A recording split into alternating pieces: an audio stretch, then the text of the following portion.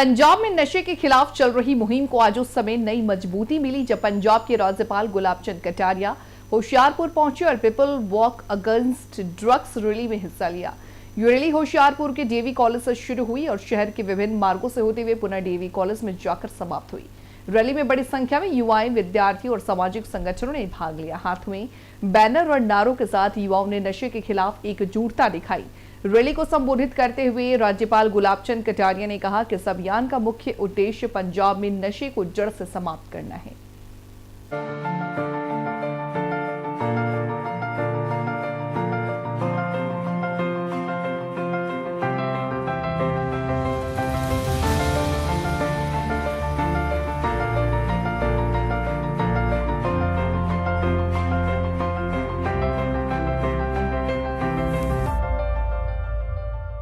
कैसा देख रहे हो, कैसी मुहिम? तो मैंने प्रारंभ जो किया है वो खुशवंत जी के एक निमंत्रण पर किया था। जब इन्होंने दिसंबर 24 में मैं यहाँ आया ही था, इन्होंने कहा मैं एक नशा मुक्त पैदल यात्रा हर साल करता हूँ और मेरी जो है पद यात्रा अब की बार भी 9, 10, 11, 12, 4 दिसंबर को है। तो मैंने कहा अगर आपकी है तो मैं भी आपका कहीं न कहीं ज्वाइन करूँगा। तो मैंने इनके साथ फौजा सिंह जी के घर से ज्वाइन किया और लगभग 16-17 किलोमीटर में 2 दिन में चला। तब मुझे गांव के लोगों का समर्थन, महिलाओं का समर्थन, बच्चियों का समर्थन देख के लगा कि समस्या बहुत ही गंभीर रूप ले रही है। जनता का सहयोग है।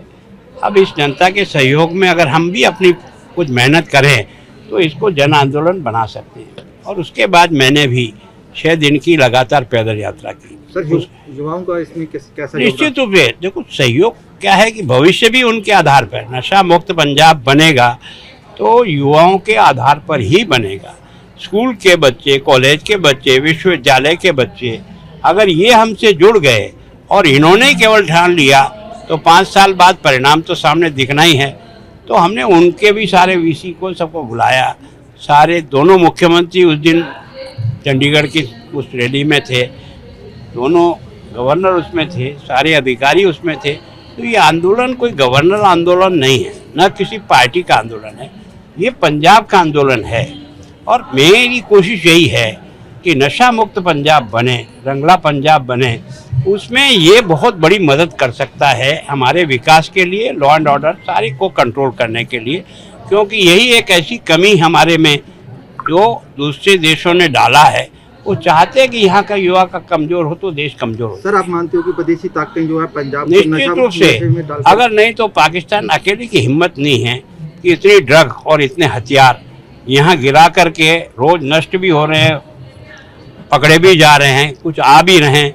इतनी बड़ी संपत्ति कोई भी देश, पाकिस्तान की तो हैसियत नहीं है कि वो अकेला यहाँ डाल सके। युद्ध नशा के विरुद्ध जो मुहिम है ये जन आंदोलन बने, इसके लिए आम पब्लिक को क्या कुछ संदेश रहेगा? देखो, मैं जनता से निवेदन करता हूँ कि पंजाब बहादुरों का मुल्क रहा है। पंजाब का इतिहास इतना गौरवपूर्ण रहा है।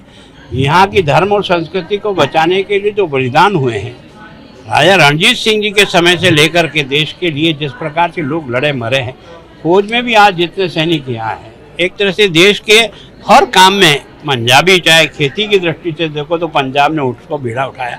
तो वो एक बहुत ही संघर्षशील मुल्क है।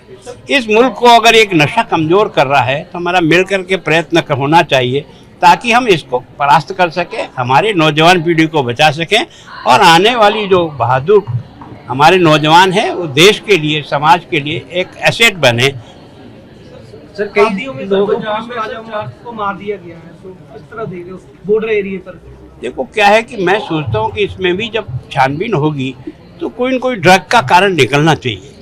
मेरा मन कहता है कि कहीं न कोई ऐसा कुछ होना चाहिए कि इसमें अंततोगत्वा जा कर के ड्रग की तस्करी करने वाले लोगों को ही कहीं न कहीं कोई सामान गिरा होगा या ले जाना होगा, उसके लिए शायद उन्होंने किया होगा, पता लगेगा। अभी तो एकदम जब तक छानबीन पूरी परफेक्ट नहीं होगी।